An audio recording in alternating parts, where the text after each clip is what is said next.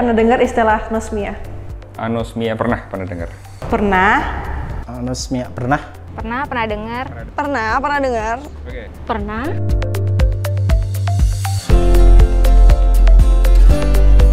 Menurut saya itu mitos. Fakta sih. Menurut aku sih mitos. Fakta. Itu lebih cenderung ke fakta. Fakta. Menurut aku sih itu fakta ya.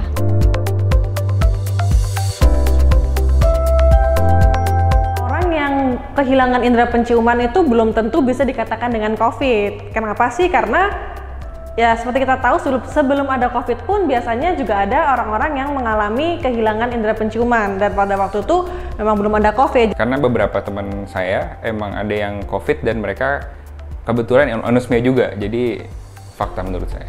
Karena nggak semua orang kehilangan indera penciuman dikarenakan COVID. Bisa juga karena penyakit lainnya seperti flu ataupun bakteri dan virus lainnya. Karena sejauh teman-teman saya yang kebetulan juga udah terkena, dia sharing bahwa ketika mereka tidak merasakan penciuman, dia terus melanjutkan untuk antigen dan PCR, dia dikatakan positif.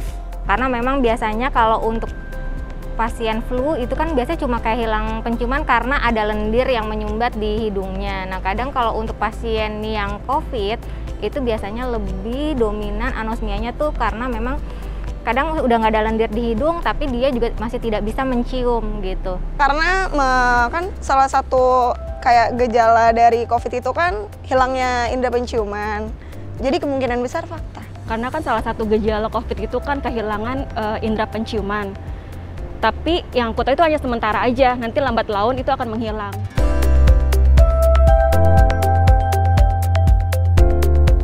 Jadi anosmia memang bisa terjadi pada kasus flu biasa karena intinya adalah anosmia dapat terjadi akibat infeksi virus, baik virus COVID maupun virus influenza atau flu biasa. Jadi memang tidak bisa dibedakan apakah anosmia pasti COVID ataupun anosmia pasti tidak COVID. Memang harus ada pemeriksaan PCR terlebih dahulu untuk menegakkan COVID-nya.